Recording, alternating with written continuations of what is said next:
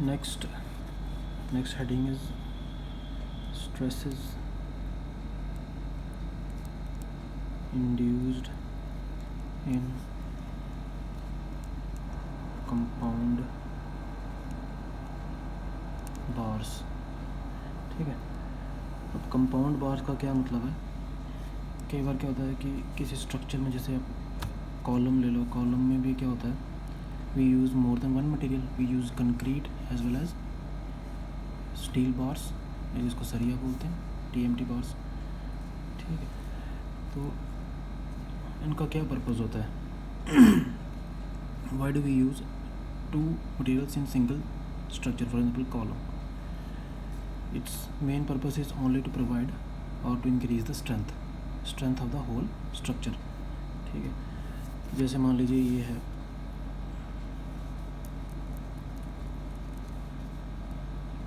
एक स्ट्रक्चर है कोई, तो ये आ गया मिडल में एक ट्यूब है, सिलेंड्रिकल है, और इसके बाहर भी एक और मटेरियल है, दो डिफरेंट मटेरियल्स हैं कंसेंट्रिक। कंसेंट्रिक का क्या मतलब है, अब मैं बताता हूँ आपको, एक मिनट। आप समझ रहे, दो ट्यूब्स हैं, मतलब ऐसे अंदर वाली ट्यूब और इसके बाहर एक और है। ठीक है, ये मैंने शेडिंग की है इसको जो, तो इसमें क्या है, मान लो ये है, ये अंदर ट्यूब भी सर्कुलर है। ठीक है, ये इसकी क्रॉस सेक्शन है, ये मान लो ट्यूब या सिलेंडर 1, और ये आ गया ट्यूब 2, दो मटेरियल आ गए इसमें, different materials.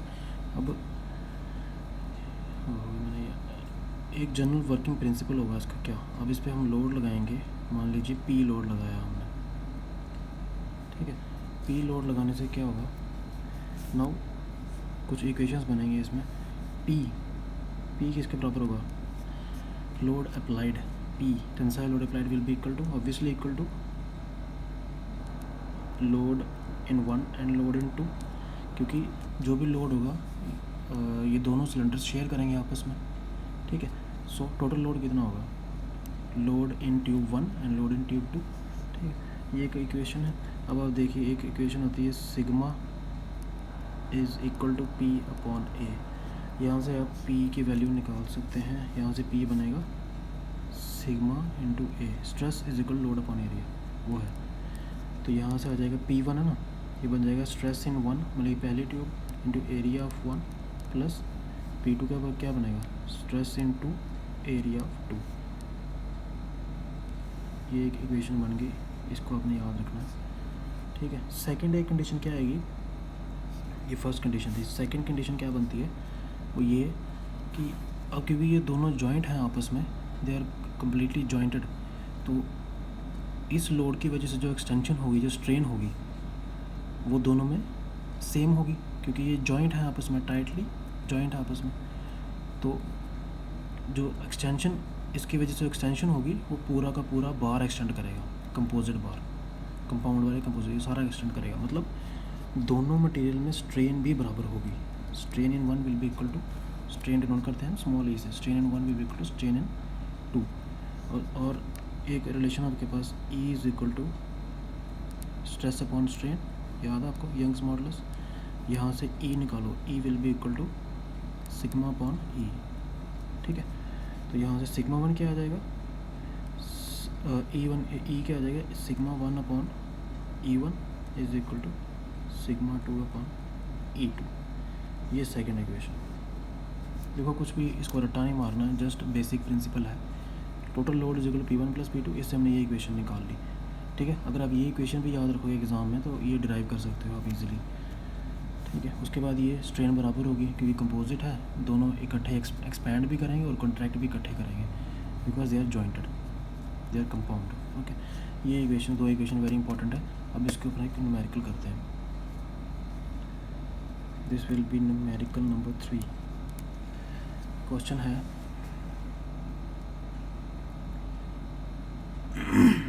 A concrete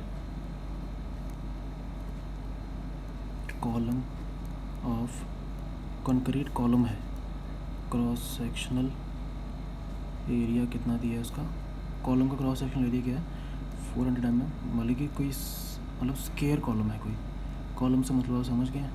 square column is reinforced, reinforcement किससे होती है, बाय स्टील बार से, बाय 4 लॉन्गिट्यूडिनल स्टील बार्स का डायमीटर कितना है 50 mm diameter round steel bars placed at each corner of the column, at each corner, ठीक है। if the column, अब क्या है, if the column carries, अब कॉलम में कौन सा लोड होता है, compressive, if the column carries a compressive load of 300 kilonewton, determine, निकालना क्या है, नंबर 1 लोड्स कैरिड, लोड्स मतलब दोनों, इसमें दो मटेरियल कौन से है, एक कॉन्क्रीट है और एक स्टील बार है, दोनों में कितना लोड डिस्ट्रीब्यूट हुआ है, टोटल लोड अगर आप लगा रहे हो कितना 300, दोनों में कितना लोड डिस्ट्रीब्यूट हुआ है, ठीक है। कंक्रीट में कितना हुआ, स्टील बार्स में कितना हुआ, द कंप्रेसिव स्ट्रेसेस डेवलप होंगे ना इसमें, क्योंकि कंप्रेसिव लोड लगा रहे हैं, compressive stresses produced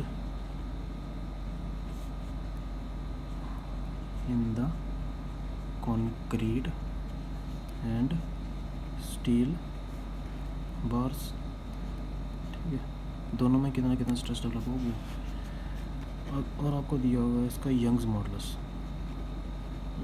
modulus of elasticity, जो ई की वैल्यू है, Young's modulus of elasticity of steel is 15 time, value नहीं दिया आपको, कुछ इक्वेशन दी है 15 टाइम्स दैट ऑफ कॉन्क्रीट। ये क्वेश्चन आपको समझ आ गया होगा। एक कंक्रीट कॉलम है, डायग्राम आपको बना देता हूँ, इस टाइप से बनेगी डायग्राम। कंक्रीट कॉलम है, स्क्वायर कॉलम है, जिसकी डायमेंशन क्या है 400 mm, बिल्कुल प्रैक्टिकल क्वेश्चन है और 400 mm समझने के लिए बहुत अच्छा क्वेश्चन है, कंसेप्ट को समझने के लिए, ठीक है। ये आपको दिया हुआ है एक concrete column reinforced by 4 longitudinal 50 mm diameter round steel bars at each corner, her corner पे स्टील बार्स लगे हैं ऐसे, और बीच में क्या है कंक्रीट, चारों कॉर्नर पे स्टील बार्स हैं और सेंटर में कंक्रीट भरा हुआ है, मतलब सैंड, स्टोन्स, स्मॉल स्टोन्स और सीमेंट, इनका कंपोजिशन कंक्रीट, ठीक है। ये आपकी डायग्राम बन गई है ऐसे, छोटे छोटे स्टोन इसमें कुछ भी ऐसे डाल सकते हो, ठीक है। ये आ गया स्टील बार्स, कितने हैं 4, ठीक है। ये आ गया कंक्रीट, ये आपका कॉलम पूरा तैयार हो गया इस टाइप से,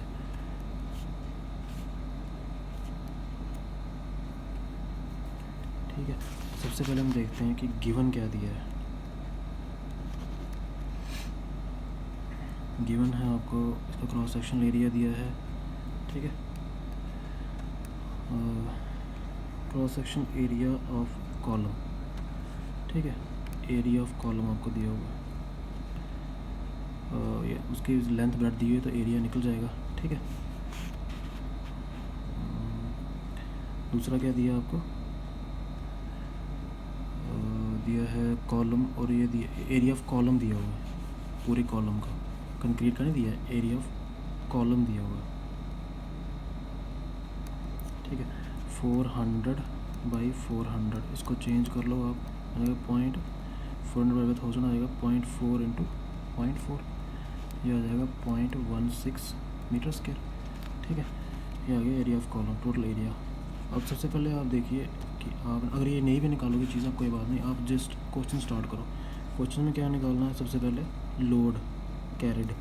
तो लोड कैरिड बाई मान लीजिए PS स्टील आ गया और लोड कैरिड बाई कंक्रीट, दोनों लोड्स निकालने हैं आपने। उसके लिए क्या इक्वेशन बताई थी आपको मैंने, एक मेन जो इक्वेशन थी P = P किसके बराबर होगा, लोड कैरिड बाई 1 और 2। इसमें लोड 1 और 2 क्या है, 1 मान लीजिए स्टील है और दूसरा चीज़ क्या है, कंक्रीट। दो ही इसमें डिफरेंट मटेरियल है, ठीक है। लोड इसका बन जाएगा सिग्मा फॉर स्टील, ये जिसके ऊपर रिलेशन लिखा मैंने, ठीक है। Sigma for steel into area for steel plus ये आ जाएगा sigma for concrete into area for concrete, ठीक है। ये इक्वेशन आपकी बन गई एक। अब देखिए क्या करना है, सिग्मा फॉर स्टील तो आपने निकालना है सेकंड पार्ट में, इसको ऐसे ही रखो आप। एरिया फॉर स्टील, स्टील का एरिया कैसे निकलेगा, π/4, क्योंकि वो राउंड है ना, π/4 d²। अब डायमीटर कितना दिया है, डायमीटर दिया है 50 mm डायमीटर। 50 mm कितना हो गया, 50/1000 0.05 π/4 d²। अब देखो ये एक कॉलम का एरिया है, आपको 4 से मल्टीप्लाई करना पड़ेगा क्योंकि 4 कॉलम्स हैं, ठीक है। ये first part plus sigma C ऐसे ही रहेगा into area of concrete. Area of concrete कैसे निकलेगा, एरिया ऑफ कंक्रीट ये हो गया, ठीक है। कॉलम का नहीं, area of concrete. Area of concrete निकालने के लिए आपको एरिया ऑफ कॉलम में से एरिया ऑफ क्या कहते हैं स्टील माइनस करना पड़ेगा, ठीक है। क्योंकि कॉलम में से जब एरिया स्टील निकालोगे, चारों का एरिया निकालोगे, तो ही आपका एक कंक्रीट का एरिया निकलेगा, ठीक है। तो ये बन जाएगा। अब देखिए इसके आगे क्या करेंगे, ये 4 और 4 कट गया, तो सिग्मा S इंटू इसकी वैल्यू निकाल लेते हैं, 0.05 का स्क्वायर किससे करना मतलब पाई से, ये आ गया 7.85 इंटू 10⁻³ -3, ये आ गया फर्स्ट पार्ट। इसके बाद आ गया सिग्मा सी ऐसे ही रहेगा। एरिया ऑफ कॉलम आपने निकाल दिया ऊपर 0.16, यहाँ पर भी निकाल सकते थे आप, 0.16 minus area of steel. Area of steel ये इधर लिखा है, ठीक है। इधर भी आपने एरिया स्टील निकाला ना, ये तो ये यहीं लिख दो, 7.85 इंटू 10⁻³ ठीक है। ये बन जाएगा, इसकी ऐसे रहेगा, ये बन जाएगा 7.85 into 10⁻³ into sigma S plus, अब आप क्या करो, इसको माइनस कर लो, 0.16 minus 7.85 into 10⁻³ 0.152 into sigma C. यहाँ क्या था, P आपको दिया भी हुआ है 300, ठीक है। इक्वेशन बन गया आपकी 300 इंटू 10⁻³ इसके आगे हम इसको रिड्यूस नहीं कर सकते। ये आपका ये P आपको दिया हुआ था, वही लिखा मैंने, ठीक है। यहाँ से ये बन गई आपकी पहली इक्वेशन, इसको नंबर 1 रखो, ठीक है। ये आ गया नंबर 1। बाकी न्यूमेरिकल नेक्स्ट लेक्चर में देखते हैं।